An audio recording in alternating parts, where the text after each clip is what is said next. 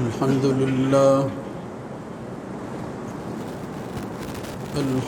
لله نحمده ونستعينه ونستغفره ونعوذ بالله من شرور أنفسنا ومن سيئات أعمالنا من يهده الله فلا مضل له ومن يضلل فلا هادي له وأشهد أن لا إله إلا الله وحده لا شريك له وأشهد أن محمدًا عبده ورسوله اللهم صل على محمد وعلى آل محمد كما صليت على إبراهيم وعلى آل إبراهيم إنك حميد مجيد اللهم بارك على محمد وعلى آل محمد كما باركت على إبراهيم وعلى آل إبراهيم في العالمين إنك حميد مجيد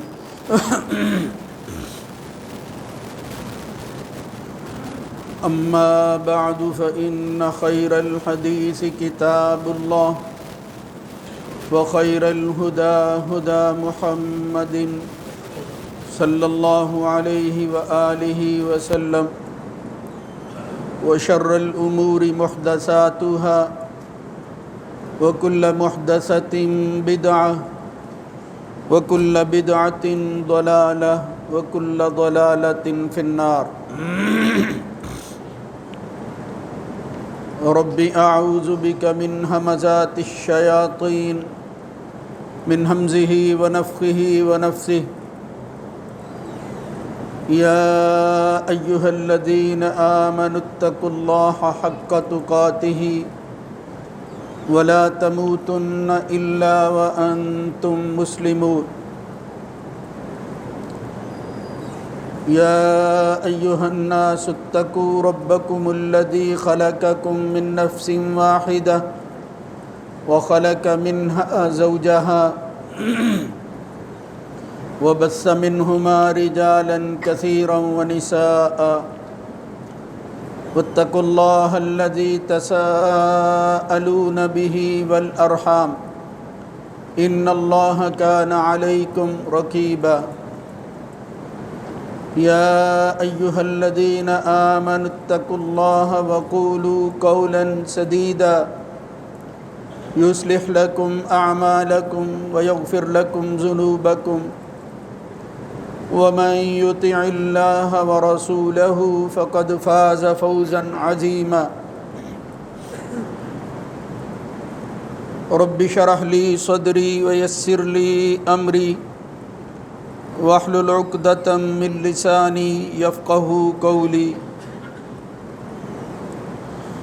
ولقد نجينا بني إسرائيل من العذاب المهين من فرعون إنه كان عاليا من المسرفين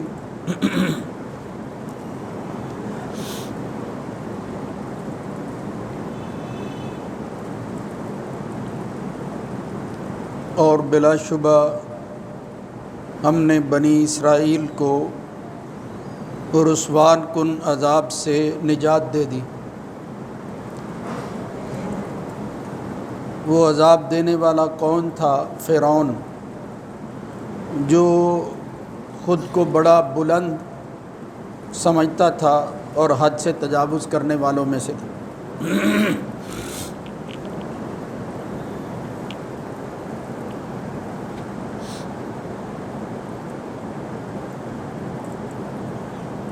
اللہ رب العزت کی حمد و ثنا کے بعد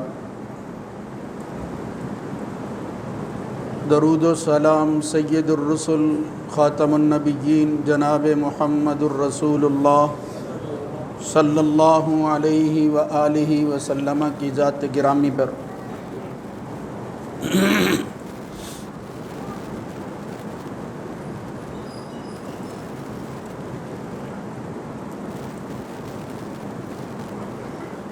ایک مشہور روایت ہے جس کو اکثر آپ حضرات کے سامنے پیش کیا جاتا رہا ہے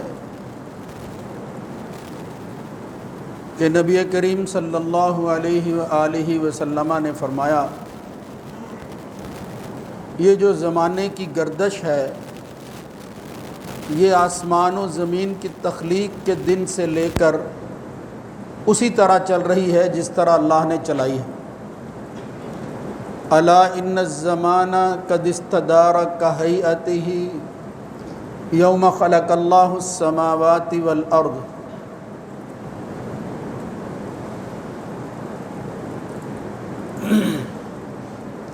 السنۃ 12 شہرا، ایک سال 12 مہینے کا ہے۔ منہا 4 حرم، جن میں 4 مہینے حرمت والے ہیں۔ 3 متوالیات، 3 تو مسلسل آتے ہیں اکٹھے۔ ذوالقعدۃ، ذوالحجۃ والمحرم، ورجب مضر الذی بین جمادی و شعبان، اور ایک رجب ہے جو جمادی الثانی اور شعبان کے درمیان آتا ہے۔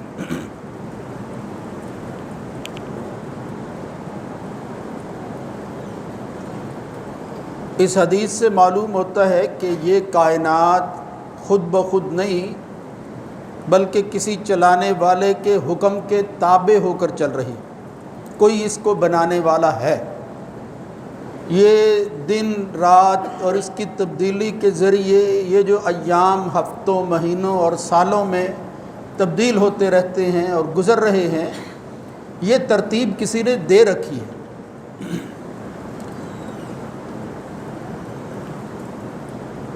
اس مدبر کو ماننے والے لوگ مسلمان کہلاتے ہیں اور اس کا انکار کرنے والے کافر۔ یہ اسلام اور کفر کی کشمکش نظریے اور عقیدے کی بنیاد پر روز اول سے جاری ہے۔ جب سے یہ کائنات بنی ہے، انسانوں کی اس دنیا میں بے شمار ایسے واقعات ہوئے ہیں کہ جن کو تاریخ نے محفوظ کر لیا ہے۔ کچھ چیزیں ایسی ہیں جو معتبر نہیں ہیں، اور کچھ ایسی ہیں کہ جن کی تصدیق کے بعد وہ یقین کی حد تک پہنچ جاتی ہیں کہ خود اس جہان کے بنانے والے رب نے اس کو لوگوں کے سامنے واضح کیا ہے۔ بالکل اسی طرح یہ اللہ کی کتاب، یہ آخری ہدایت نامہ، اس میں جو بات آ جائے اور پھر اسی کی تفصیل اور تشریح میں وہ حامل قرآن نبی محمد الرسول اللہ صلی اللہ علیہ وآلہ وسلم جو واضح کر دیں، پھر گنجائش نہیں رہتی کہ اس پر کوئی لیت و لال جو ہے وہ کیا جائے، من مانی چاہی جائے، اور پھر خواہشات کی تکمیل میں اس کی وہ تفسیر اور تعبیر کی جائے جس سے ہر بندے کا اپنا مقصد جو ہے وہ پورا ہوتا ہے۔ یعنی یہ اصول نہیں ہے، یہ جس طرح کا قانون ہے، جس طرح کی اس کی تشریح ثابت ہو چکی ہے، اس کو اسی طرح ماننا ہے۔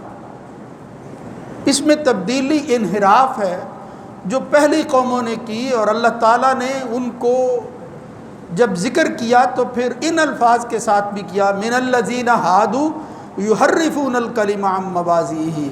یہ یہودیوں کی برائیوں میں سے ایک یہ ہے کہ اللہ کی بات کو بدل دیتے ہیں۔ وَيَقُولُونَ سَمِعْنَا وَعَصَيْنَا وَاسْمَعْ غَيْرَ مُسْمَعٍ، کہیں یہاں يَقُولُونَ سَمِعْنَا وَأَطَعْنَا، یعنی خود پھر اپنے طور پر کہتے ہیں ہم اللہ ہی کی مانتے ہیں، حالانکہ وہ اللہ کی مان نہیں رہے ہوتے۔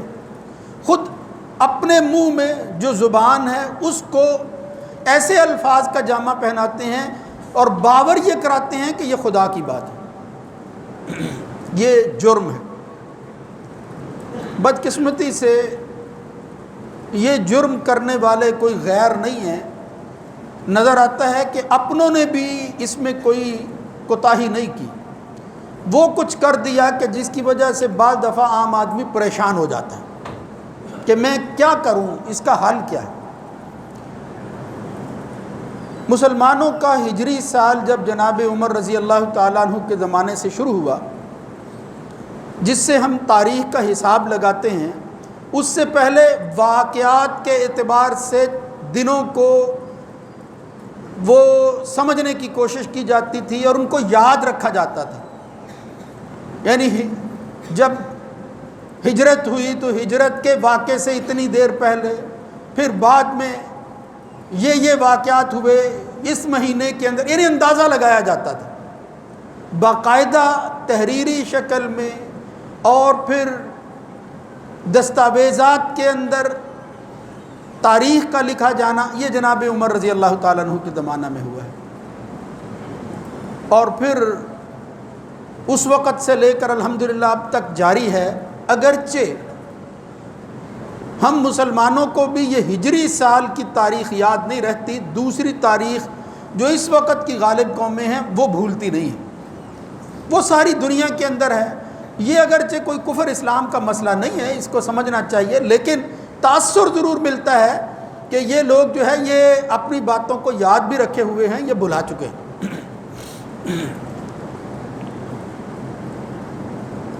تو یہ ہمارا نیا سال محرم الحرام کے مہینے سے شروع ہوا۔ اس مہینے کے اعتبار سے بھی ہم لوگ جو ہے وہ اختلاف کا شکار ہیں، اور ہمارے مسلمانوں کی تاریخ میں کچھ ایسے حادثات ہوئے کہ جس کی وجہ سے اس اختلاف کو زیادہ ہوا مل گئی۔ ان میں سے ایک بڑا واقعہ خاندان رسول کے ایک فرد، جلیل القدر امام صحابی رسول، جن کے فضائل پر احادیث اور سنت کے بے شمار دلائل موجود ہیں، ان کا انکار کرنا بھی اسی طرح زیادتی ہے، اسی طرح جو ہے وہ انکار ہے جس طرح کسی دوسری ثابت شدہ چیز کا جو ہے وہ انکار کرنا ہے۔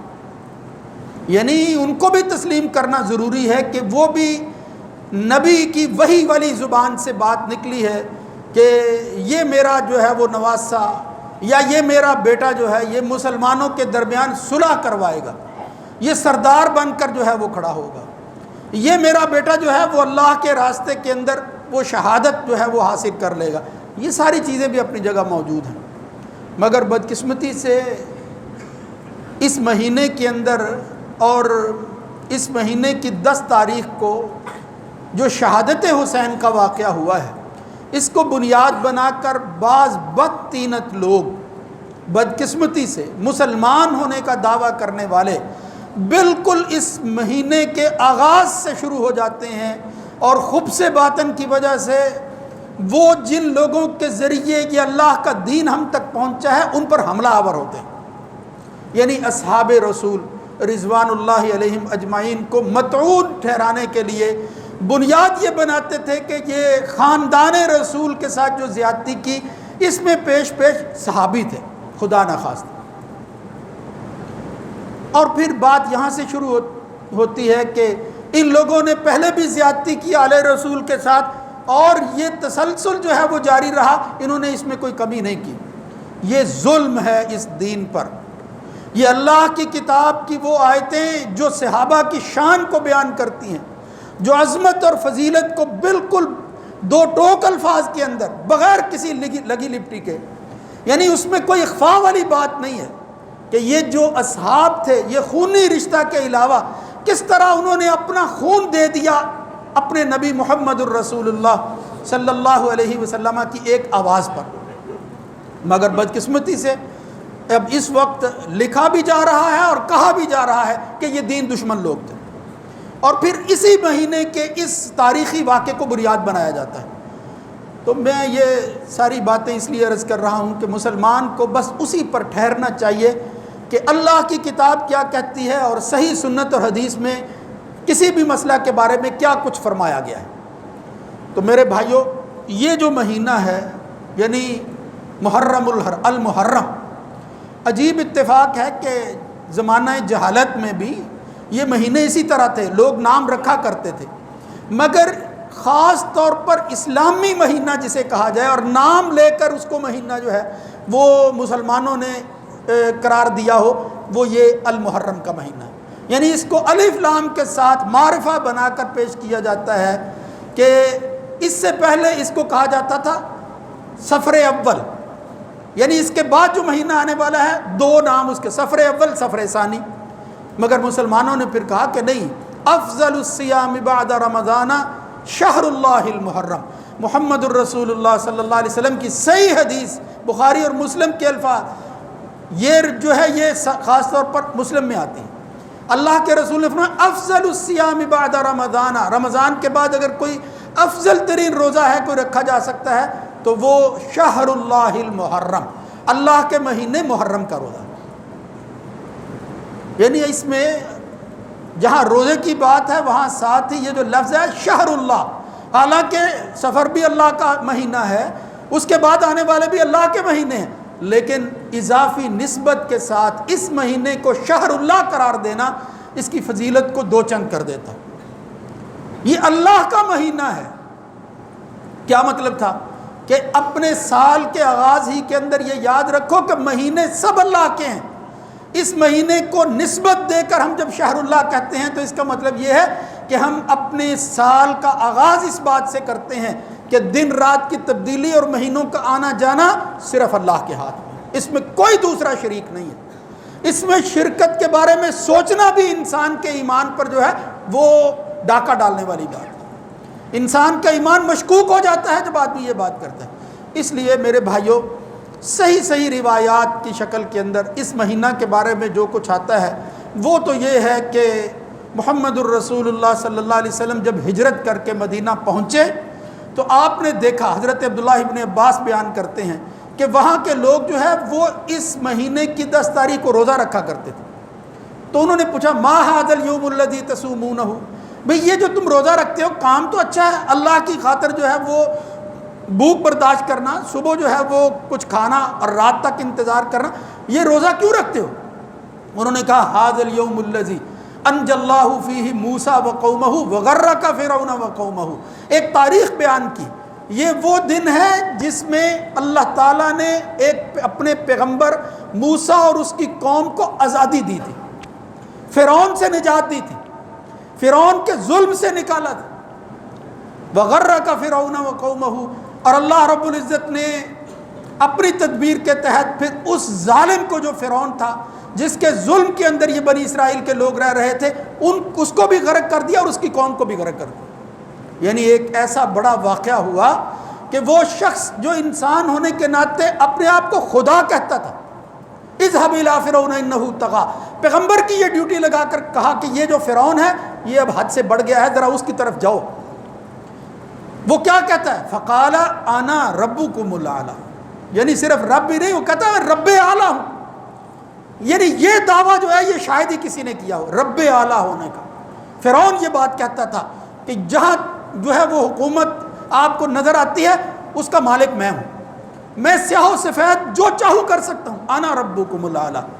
جب کوئی اس طرح انسان حد سے تجاوز کرتا ہے پھر اللہ کی بے آواز لاٹھی وہ حرکت میں آتی ہے، فَأَخَذَهُ اللَّهُ نَكَالَ الْآخِرَةِ وَالْأُولَىٰ، پھر اللہ تعالیٰ نے اس کو پکڑا ہے اور پھر کہا وَنُرِيدُ أَن نَّمُنَّ عَلَى الَّذِينَ اسْتُضْعِفُوا فِي الْأَرْضِ وَنَجْعَلَهُمْ أَئِمَّةً وَنَجْعَلَهُمُ الْوَارِثِينَ۔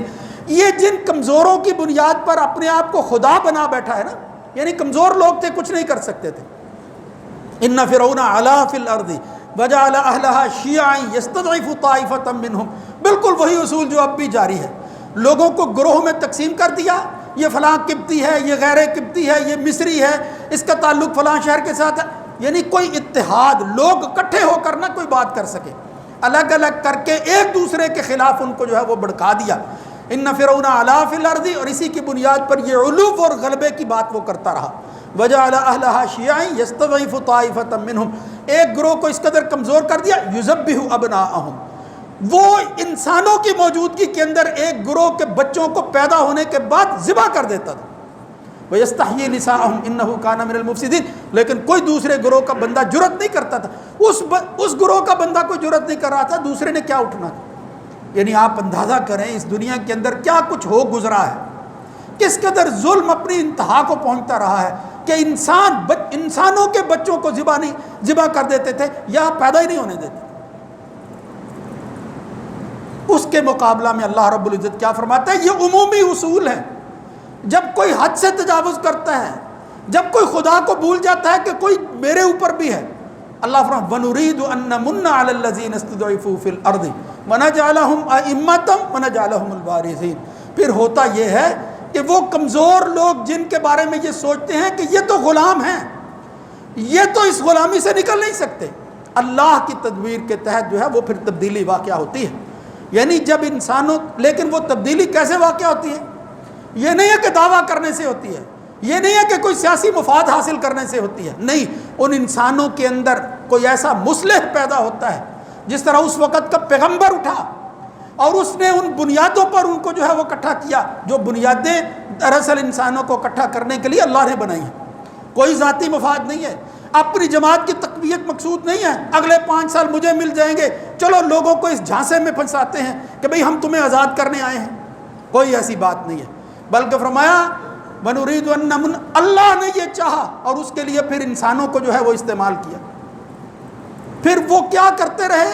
اللہ کا پیغام دیتے رہے اور پھر کہتے رہے قَالَ وَمَا رَبُّ الْعَالَمِينَ. پوچھا رب العالمین کون ہے؟ میں رب السماوات والارض وما بینہما ان کنتم موقنین. اگر تم انسانوں کو آزاد کرنا چاہتے ہو اور اس کی بنیاد اللہ کی توحید نہیں ہے، اس سے بڑی غلامی اور کوئی نہیں. اللہ کی توحید کے علاوہ کبھی انسان آزاد نہیں ہو سکتا. صرف اللہ کی بات کرنا، اس کی توحید پر قائم ہونا اور پھر اس پر زندگی گزارنا، یہ پیغمبروں کا مشن ہے. پیغمبر اسی لیے آتے تھے. فرعون کے سامنے بھی انہوں نے یہ نہیں کہا کہ اے فرعون تیرے مقابلہ میں بڑا لیڈر کھڑا ہو گیا ہوں، لوگ میرے پیچھے آئیں گے، بلکہ اپنی نفی کرنے کے بعد کہا اس آسمان و زمین کا مالک صرف اللہ رب العزت، تو نہیں ہے نہ میں ہوں. یعنی خود اپنے بارے میں پہلے کہا میں خدا نہیں ہوں، میرے فیصلے جو ہے وہ میرے ہاتھ میں نہیں ہے. اللہ رب العزت فرماتے ہیں. اس وقت بھی حواریوں سے وہ لوگ یہی کہتے تھے قال لمن حولہ الا تستمعون الا تسمعون. وہ یہ سنتے نہیں ہو، یہ بندہ کس طرح کی بات کرتا ہے کہ کوئی اور رب بھی ہے. آپ اندازہ کریں، یعنی سرکشی جب انتہا کو پہنچتی ہے بندہ یہ بھول ہی جاتا ہے، ایسی بات سننے کے لیے تیار نہیں ہوتا. پھر حواری کہتے ہیں اس کا بھی پتہ کر لیتے ہیں. مگر اللہ رب العزت جو ہے، یہ دیکھو یہ کائنات جب خدا چلا رہا ہے، بندے خواہ اس کے بارے میں کتنے بھی اکٹھے ہو جائیں، جب کوئی سرکشی حد سے بڑھتی ہے پھر اللہ کا فیصلہ جو ہے وہ صادر ہوتا ہے. اللہ رب العزت نے بالکل اسی طرح کیا. میرے بھائیوں، یہ واقعہ صرف میں نے اشارے کے لیے آپ کے سامنے جو ہے وہ رکھا ہے کہ آپ اندازہ کریں کہ اللہ رب العزت نے فرعون جیسے ظالم کو جو ہے وہ ذلیل کر دیا، اور وہ جو ذلیل بظاہر نظر آتے تھے ان کو بادشاہ نجعلہم ائمۃ ونجعلہم الوارثین، ان کو امام بنائیں گے اور آئندہ حکومت ان کو دے دیں گے. وہ بیچارے لوگ تھے، وہ تو ان کی بیچارگی تو بعد میں نظر آتی ہے کہ غلامی کی وجہ سے ذہن ہی بدل گیا. موسیٰ علیہ السلام نجات دے کر اللہ کے حکم کے ساتھ بڑے ہیں، ساتھ ہی انہوں نے کہا اجعل لنا الہا کما لہم آلہہ. ظاہر دیکھا کہ یہ لوگ جو ہے یہ بت کو پوج رہے ہیں، موسیٰ سے کہنے لگے اس طرح کا کوئی بت ہمیں بھی بنا دو. یعنی غلامی میں انسان کی ذہنیت اس قدر وہ گر جاتی. تو عرض کرنے کا مطلب یہ ہے کہ دیکھو کس طرح اللہ رب العزت نے پھر ان کے دلوں کے اندر تبدیلی پیدا فرمائی. پھر اپنے احسانات جو ہیں وہ کیے. جہاں وہ یہ سمجھتے تھے کہ اب تو ہم مارے گئے، پہلے فرعون کے تحت رہتے تھے، زندہ تو تھے. جب موسیٰ علیہ السلام ان کو لے کر نکلے ہیں اور آگے سمندر آ گیا تو غلامی کی زندگی گزارنے والے لوگوں نے کہا کہاں پھنسا دیا ہے اس بندے نے ہمیں. مگر اس کا یقین دیکھو، اس مہینے کی مناسبت سے یہ چیزیں قابل تذکرہ ہیں. اس وقت جب انہوں نے دیکھا کہ پیچھے جو ہے وہ فرعون کی فوجیں ہیں، یہ تو کمزور لوگ ہیں، نہتے ہیں، کچھ نہیں ہے ان کے پاس، آگے سمندر ہے، کدھر جائیں گے. اس وقت موسیٰ علیہ السلام پورے تمکنت اعتماد یقین کے ساتھ کہتے ہیں قال کلا ان معی ربی سیہدین. پیچھے فرعون ہے خود کو خدا کہنے والا، آگے سمندر ہے، مگر اس کا اور سمندر کا اور ہمارا مالک آسمان پر بیٹھا ہوا. کلا ان معی ربی سیہدین. میرے رب نے یہ کہا تھا کہ فاسری بعبادی لیلا انکم متبعون، رات کے وقت جو ہے وہ میرے بندوں کو اس فرعون کی حکومت سے لے جاؤ. میں نے اللہ کے حکم کی تعمیل کی ہے. جو اللہ کی مانتا ہے اللہ رب العزت اس کو کبھی رسوا نہیں کرتا. ٹھیک ہے فرعون نظر آ رہا ہے، اس کی فوجیں ہیں اتنی جابر اور پھر ظالم فوجیں ہیں، آگے سمندر ہے، مگر اللہ کہہ رہا ہے کہ کلا میں بھی پھر اس کو دہراتا ہوں. موسیٰ علیہ السلام نے کہا ان معی ربی سیہدین. اللہ نے پھر کیا کہا فاوحینا الی موسیٰ ان اضرب بعصاک البحر. کوئی فوجوں کی ضرورت نہیں ہے, کچھ نہیں ہوا, سب حالات جو ہیں وہ ان کے مخالف ہیں. ایک عصا کے بارے میں اللہ رب العزت فرماتا ہے سمندر کو حکم دے دو اس عصا کو مار کر کہ اے سمندر تیرا مالک کہتا ہے کہ تیرے ماننے والے لوگوں کے لشکر جو ہیں وہ ایک ظالم کی نجات سے جو ہے وہ چھٹکارا حاصل کر کے یہاں پہنچے ہیں, تو اپنا پانی جو ہے وہ خشک کر دے اور اس طرح پہاڑوں کی شکل کے اندر کھڑا ہو جا. اگرچہ دنیا میں یہ دستور نہیں ہے مگر اللہ کے حکم کے ساتھ تجھے ایسا کرنا ہوگا. سمندر سے کہا اضرب بعصاک البحر فانفلق فکان کل فرق کالطود العظیم. اس طرح پہاڑ تودے کھڑے ہو گئے بہت بڑے بڑے. موسیٰ علیہ السلام اپنی قوم کو لے کر جو ہے وہ گزر گئے ہیں پہ, مگر وہی ظالم وہ جابر جو اپنے آپ کو خدا کہتا تھا جب وہ وسط میں آیا ہے اور اس نے بھی کہا جس طرح ہمارے ہاں بھی لوگ کہتے ہیں یہ تو اتار چڑھاؤ تھا, یہ نشیب و فراز آتا ہی رہتا ہے, لیکن اللہ رب العزت نے دکھانا تھا جب وہ وسط میں پہنچا اغرقنا آل فرعون وکل کانوا ظالمین. ظالموں کو پھر ہم اس طرح برباد کیا کرتے ہیں, اللہ کا فیصلہ اس طرح ہوتا ہے. تو میرے بھائیو یہ وہ واقعہ ہے, یہ وہ آزادی ہے کہ جو 10 محرم الحرام کو اللہ رب العزت نے اس قوم کو عطا کی تھی. تو اس کی یاد کو تازہ کرتے ہوئے یہود جو ہے وہ مدینہ کے اندر جب روزہ رکھتے تھے, محمد الرسول اللہ صلی اللہ علیہ وسلم نے پوچھا تو موسیٰ علیہ السلام کی اس یاد کے حوالہ سے خود پیغمبر محمد الرسول اللہ صلی اللہ علیہ وسلم نے کہا یہ تو اللہ کے حکم کی یاد ہے. فَنَحْنُ أَحَقُّ وَأَوْلَى بِمُوسَىٰ مِنْكُمْ, ہم تم سے زیادہ, تم نے تو نام لے رکھا ہے موسیٰ کا, میں اس کا بھائی ہوں, وہ میرا پیغمبر بھائی تھا. نَحْنُ أَحَقُّ وَأَوْلَى بِمُوسَىٰ مِنْكُمْ فَصَامَهُ شُكْرًا. جس طرح اس نے شکرانے کا روزہ رکھا تھا ہم بھی اس مہینے کی 10 تاریخ کو اللہ کا شکر ادا کریں.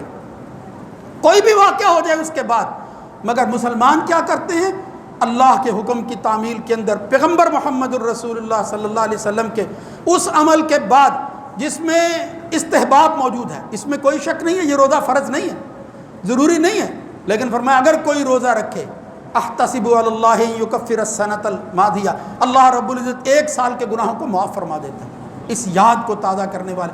تو میرے بھائیوں صرف مجھے یہ عرض کرنا تھا کہ حقیقت حال کو پہچاننا اور حقیقت کو اپنی جگہ پر رکھنا یہی دراصل ہمارے ایمان کا تقاضا ہے, اسی پر قائم رہنا ہوگا. رطب و یابس جذبات اور اس کی وجہ سے خواہشات کی تکمیل یہ یہودیوں نے بھی کی تھی. اللہ تعالیٰ نے ان کو جو ہے وہ عبرت کا نشان بنایا تھا. ہمیں اس اصل پر کھڑے ہونا ہے. فضائل کے اعتبار سے جس صحابی کا جو مقام اور مرتبہ محمد الرسول اللہ صلی اللہ علیہ وسلم نے بیان کیا ہے اس کو بیان کرنا بھی ہمارے ایمان کی نشانی ہے اور اپنے اپنے وقت پر کرنی چاہیے. لیکن اس مہینے کی مناسبت سے چونکہ ہم اس لیے یہ حقیقت کھول کر بیان کرتے ہیں کہ وہ جو پروپیگنڈا کیا جاتا ہے, جو غلط بیانی سے کام لے کر صحابہ کے خلاف جو ہے وہ سب و شتم اور لان تان کیا جاتا ہے, اس سے بھی انسان جو ہے وہ آگاہ ہونا چاہیے. اللہ رب العزت ہمیں حقیقت کو پہچاننے کی توفیق دے اور اس گناہ سے جو ایمان اور شخصیات کا نام لے کر قوم کر رہی ہے اللہ تعالی ہمیں اس سے محفوظ رکھے. اقول قولی ھذا استغفر اللہ لی ولکم ولسائر المسلمین.